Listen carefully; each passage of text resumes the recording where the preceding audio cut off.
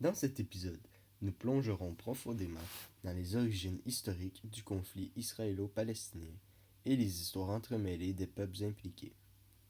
Comprendre ses racines est crucial pour saisir la complexité et la passion qui entourent ce conflit. Au début du XXe siècle, la Palestine faisait partie de l'Empire ottoman et abritait une population diverse comprenant des Arabes musulmans, des chrétiens et une petite communauté juive. La région était connue pour sa diversité culturelle et religieuse, bien que les tensions entre différentes communautés n'étaient pas rares. Le mouvement sioniste, fondé par Theodor Herzl à la fin du XIXe siècle, prônait l'établissement d'un foyer national juif en réponse aux persécutions et aux pogroms en Europe. Les premiers colons sionistes arrivèrent en Palestine à la fin du XIXe siècle, achetant des terres et établissant des communautés agricoles.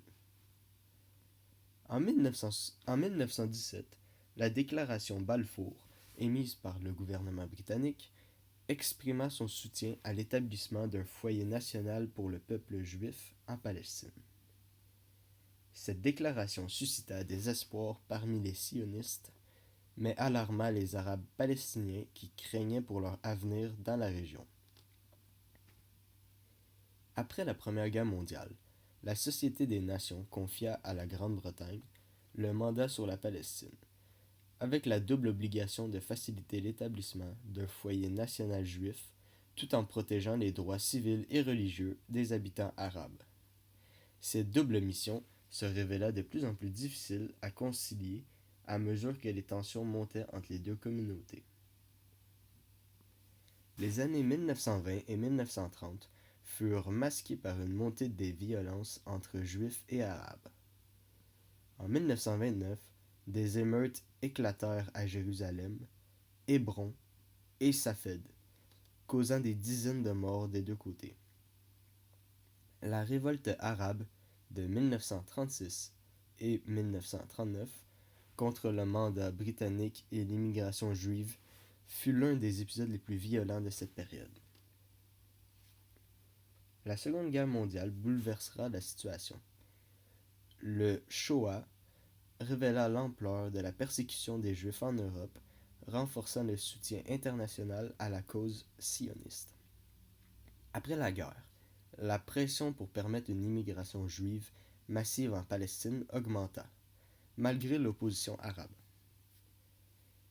En 1947, l'ONU proposa un plan de partage visant à créer des États juifs et arabes indépendants avec une zone internationale pour Jérusalem.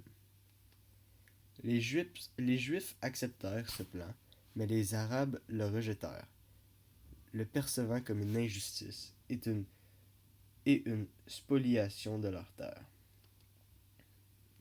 En 1948, le mandat britannique prit fin, et David Ben Gourion proclama la création de l'État d'Israël.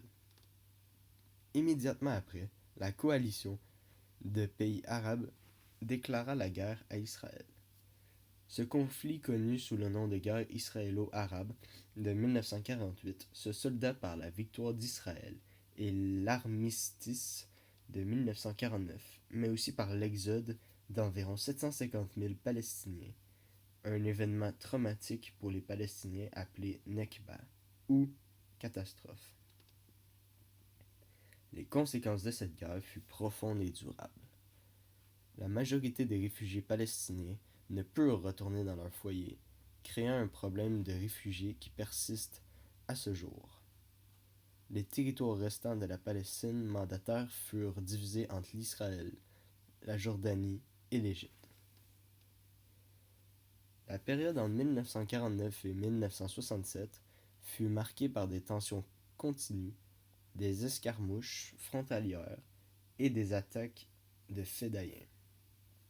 Israël, consolidant son État naissant, fit face à des boycotts économiques et des actes d'hostilité de la part des pays arabes voisins. En 1967, la guerre des 6 jours changea radicalement la donne. Israël conquit la Cisjordanie, Gaza, le plateau du Golan, et la péninsule et la péninsule et la péninsule du Sinaï. Cette occupation ajouta une nouvelle dimension au conflit, avec des millions de Palestiniens vivant désormais sous administration israélienne. En conclusion, les origines du conflit israélo-palestinien sont enracinées dans une histoire complexe de migration, de colonisation, de guerre et de revendications nationales concurrentes.